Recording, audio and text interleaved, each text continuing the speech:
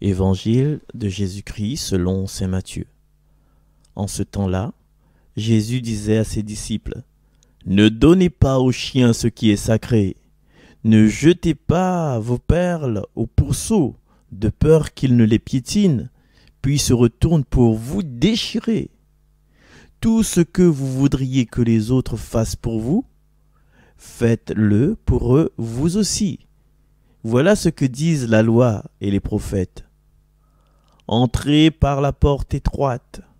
Elle est grande la porte, il est large le chemin qui conduit à la perdition, et ils sont nombreux ceux qui s'y engagent. Mais elle est étroite la porte, il est resserré le chemin qui conduit à la vie, et ils sont peu nombreux ceux qui le trouvent. Acclamons la parole de Dieu. Bonjour mes chers amis, en ce 22 juin, bon anniversaire à Sandrine, hein? Bons enfants de monde, hein? Bon anniversaire pour tes années. Et aujourd'hui, nous parle de cette porte étroite. C'est quoi cette porte étroite? Il vient plus sur la deuxième partie de cette lecture-là. Hein? La porte étroite, c'est un peu la porte ajustée. Si nous prenons cette porte étroite, il veut dire que nous prenons cette humilité, et cette humilité, il permet à nous de grandir. Il n'est pas facile d'être petit devant les hommes, il n'est pas facile de passer pour un bête, pour un moun n'y connaît pas. Mais des fois, il vaut mieux passer pour un bête, pour un moun n'y connaît pas. Il vaut mieux être comme ça, prendre un petit peu de riz, un petit peu carré, que vous prenez un gros peu de riz, un gros peu carré, pour finir pas. Et Jésus, à la fin de sa vie, dans sa passion, il apprend un chemin pas facile, il apprend un chemin exigeant, il apprend le chemin de la porte étroite, parce qu'il n'aurait pu, comme il dit, appeler les anges, son père n'aurait envoyé une légion d'anges pour sauver aller, mais non, il apprend ce chemin de la passion, ce chemin, cette porte étroite, pour donner après plus de vie. Et dans chaque instant de notre vie, la façon, le joie il découle, hein, depuis ce matin, depuis hier, depuis avant-hier, nous essayons de donner le meilleur de nous-mêmes. Mais chacun avec sa mesure et surtout chacun suivant son chemin.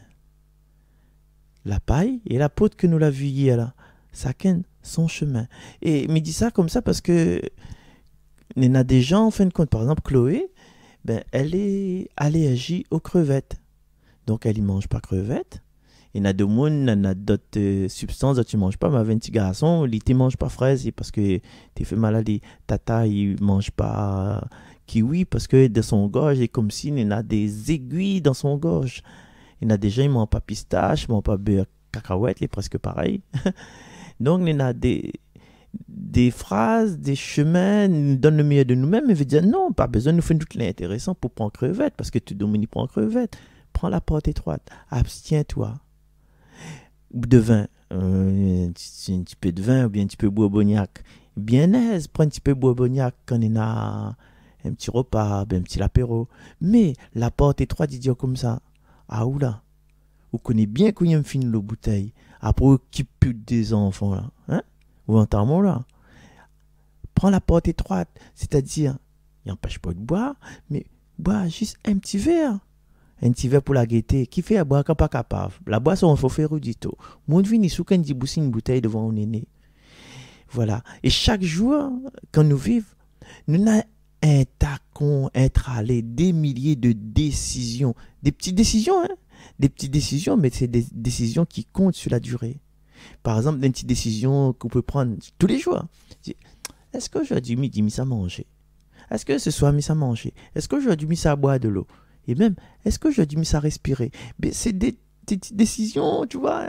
Peut-être pas respirer parce qu'elle est un peu innée, hein, c'est un réflexe. Mais pour manger, pour faire la marche le matin. Est-ce que demain matin, ça fait une petite marche?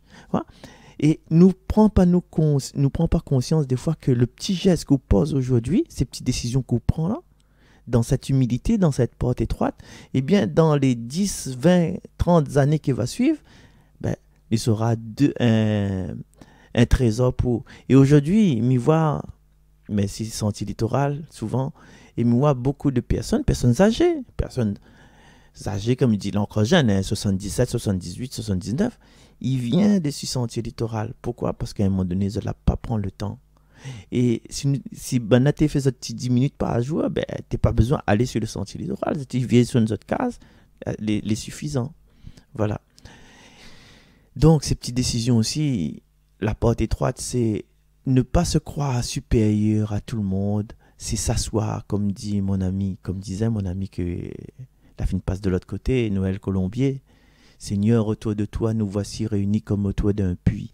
Est-ce que nous prenons le temps, de temps en temps, mais connais-nous, nous écoute Radio Arc-en-Ciel, donc nous prenons le temps d'arrêter à nous prenons le temps avec Jésus, mon guide, d'écouter la parole, de se nourrir de la parole, nous prenons le temps avec les évangiles, de nourrir à nous encore de l'évangile. Mais est-ce que nous prenons le temps, nous, de parler à Dieu? Est-ce que nous ne prenons pas plus le temps des fois de parler à Dieu que d'écouter Ali? Merci d'être là, mes enfants, mes camarades, mes amis, mes frères, mes soeurs, mes frères, d'être à l'écoute de cette émission-là, à l'écoute de cette radio-là.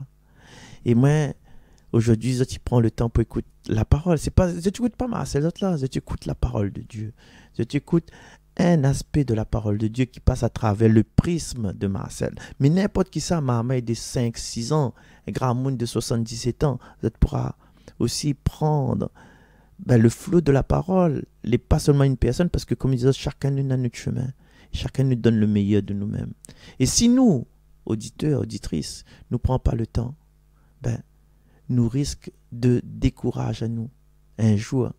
Nous risquons de faire un burn-out parce que nous l'enfermons à nous dans nous-mêmes. Et en prenant le temps, en écoutant les autres, si nous arrive à nous un problème, si arrive à nous un petit contrariété, nous s'appuyer dans notre souvenir, nous s'appuyer dans notre inconscience. Je l'ai attendu l'autre fois, je l'ai pris le temps pour écouter. Une personne avait le même problème que moi. Et là, heureusement, je l'ai pris le temps parce qu'elle m'y connaît comment il en sort à moi. Je l'ai pris le temps pour arrêter, pour écouter un monde. Il a dit qu'il avait un problème avec son loto. Mais il sent comme il a le même problème avec mon loto. Donc, comment elle prend le temps, mais ça n'a pas fait pète mon moteur, mais ça n'a pas perdre de l'argent pour réparation, mais il fait la même chose que lui, c'est-à-dire mettre liquide refroidissement dans mon circuit refroidissement. Si nous ne prenons pas le temps, la vie peut basculer. Et des fois, on connaît, quand nous les nouveaux embauchés, ou bien nous les dans un nouveau groupe, dans un nouveau mouvement, nous veut impressionner les personnes, et là, on dit, ouais, moi, ça, c'est moi, ça.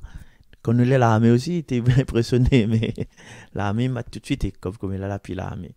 Donc, cette porte étroite aussi, c'est d'entrer dans l'humilité, d'entrer dans la simplicité, de venir vers Jésus, dans son église, avec les personnes qui font des services, pas services cabaret, qu'il est en service dans l'église, c'est devenir comme un enfant. C'est ça la porte étroite. Même si on a des connaissances incroyables, ou viens pas à la porte étroite, ou donne pas bon peu, ou fais pas le coq, ou fais pas le capitaine, ou fais pas le commandant, ou fais pas le général là, ou viens en tant que simple serviteur. Et je te connais à Bethléem là-bas, dans le basilique de la Nativité. Je te connais comment il se passe là-bas? Ça fait entendu? Eh bien, basilique de la Nativité, pour entrer, pour accueillir le Seigneur dans la crèche, ou ça la crèche télé là, n'importe les droites, n'importe les bas, il faut s'humilier, il faut se rabaisser pour nous mettre au niveau de l'innocence de cet enfant Dieu. Après, les vrais c'était pour pas ban chevalier, il vient mailler, mais dans cette symbole de s'humilier, de ne cherche pas à impressionner. Et il y a des personnes que je connais, d'autres là étaient impressionnés par la simplicité. Et que la simplicité, il y a intrigue, quoi. Il y a intrigue. Et il y a pas parlé de la paille, le jugement. Mais le monde qui ne juge pas, le monde qui observe seulement, c'est cette personne-là qui intrigue à nous. Et nous veut connaître. Voilà. Si les garçons, si tu veux draguer les filles là, ferme votre bouche. Les filles aussi, si tu veux draguer les garçons là, ferme votre bouche. Reste simple, reste dans cette humilité. Et avoir cette âme de fragilité. Et aujourd'hui, devant le Seigneur, nous demande le Seigneur, Seigneur, accueille-moi avec ma fragilité, c'est parce que moi, il est fragile que m'a besoin. Le monde n'est pas fragile, il n'a pas besoin du Seigneur. Le Seigneur, il garde, il dit, bon, il n'a pas besoin de moi. Parce que vous sont fort, vous sont unique, vous sont invincible, donc vous n'a pas besoin de moi. Seigneur, accueille-moi tel que je suis. Et nous aussi, nous devons accueillir l'autre tel qu'il est, malgré le passé, malgré les blessures. Nous tous n'avons de blessures, donc il faut nous accueillir les blessures de l'autre, nous accueillir le péché de l'autre, nous accueillir les moments où ça l'autre il a flanché, où l'autre il a dévoyé, ou bien où ça l'autre l'a fait mal à nous sans faire exprès, ou bien où ça l'autre l'a fait mal à nous en faisant exprès aussi, parce que l'arrive à nous aussi ça, de faire mal à un autre sans faire exprès, ne l'a pas mesure les conséquences. Seigneur, accueille à moi avec mes impuissances. Et les impuissances, c'est quoi, Seigneur? C'est par exemple, Seigneur, mon enfant est malade. Seigneur, mon épouse est malade, elle est endettée, il n'a pas l'argent. Ça m'a pas le contrôle dessus, moi, ça. À moi, je n'ai pas le contrôle sur la maladie, je n'ai pas le contrôle sur le financement, parce que moi, déjà au chômage. Moi, pas le contrôle si mon cousin là-bas, il est alcoolique. Je parle à lui, mais tout le monde parle à lui. Mais à un moment donné, c'est sa volonté. Seigneur, que ta volonté soit faite, Seigneur. Et puis, souvent, nous faisons les prières pour les autres. Pourquoi ne faire pas des prières pour nous-mêmes, Seigneur? Fais que moi, devant les événements de la vie, m'arrive à être dans l'humilité. Mais sa parole d'explication devant la porte de mon frère, mon beau-frère, mon maman. Seigneur, fais que tout il se passe bien pour moi. Mais connais, Seigneur, que vous va agir dans les situations imparfaites. Dans les situations où ça, moi, est trop limité, quoi. Moi, est trop limité. Alors aujourd'hui, chers amis, m'invite à nous à entrer dans cette porte étroite, c'est-à-dire à nous sentir nous tout petits, à nous sentir nous dans la simplicité, même si nous connaissons les compliqués, mais c'est dans cette complication-là, c'est dans cette adoration que nous pourrons faire, c'est dans cette inclinaison, c'est dans, je ne connais plus comment il dit le mot, cette révérence, voilà, la révérence, que là, nous va offrir à Dieu toute notre fragilité, toute notre petitesse. Et c'est à partir de là que Dieu il pourra faire grandir à nous, il pourra rendre à nous solides. Chers amis, arrête de battre notre l'estomac. Hein? Nous fait comme ça. Pour toute cette semaine, ce jour plutôt, nous parle avec le Seigneur. Seigneur, viens me visiter dans mes faiblesses. Cette faiblesse-là, Seigneur. Seigneur, donne à moi la force d'accueillir l'autre aussi dans ses faiblesses, avec son passé, parce que des fois c'est le passé, c'est les blessures, c'est les souffrances qui fait qu'aujourd'hui on est dans cette situation, et cette situation, Seigneur, c'est la meilleure des situations que vous l'avez voulu pour nous. Peut-être il ne plaît pas nous, mais des fois on a un petit coup de piqûre, un petit tisane amère là, c'est ça, elle va rendre à nous notre lendemain meilleur. Mais le lendemain ne connaît pas nous laisse tout ça dans la main du Seigneur. Allez, merci beaucoup, nous retrouve.